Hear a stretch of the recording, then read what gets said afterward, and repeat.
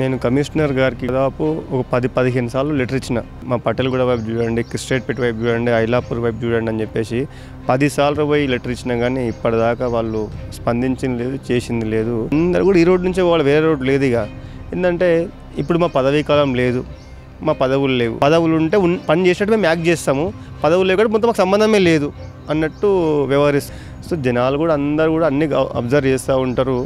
ఎవరంటే ఏంది, మాణిక్ యాదవ్ అంటే ఏంది, ఈయన అంటే ఏంది, ఆయన అంటే ఏంది, సమయం వచ్చినప్పుడు ఖచ్చితంగా వాళ్ళ రీతిలో సమాధానం చెప్పాలని ఆశిస్తున్నా. కానీ ఈ సమస్యల్ని మాత్రం గతంలో వాళ్ళ అధికారంలో ఉన్నప్పుడు కూడా ఈ పనులు చేస్తే నాలాంటి వాళ్ళకు ఇట్లా మాట్లాడే అవకాశం రాకపోతుండే. వాళ్ళు పనులు చేయనియరు, నేను పోయి పని చేద్దామంటేనేమో అక్కడ ఫోన్ చేసి ఎక్కడ నాకు క్రెడిబిలిటీ వస్తుందని చెప్పి వాళ్ళకి వచ్చే పని కూడా చేయకుండా అట్లా ఆపేస్తారు. అందుకే నేను సాధ్యమైనంత వేరేకి సమస్యలు ఎక్కడ ఉంటే అక్కడ పోయి మాట్లాడి స్పందించి దాన్ని హైలైట్ చేసి సాధ్యమైనంత వేరేకి పరిష్కరించడానికి ప్రయత్నం చేస్తాను.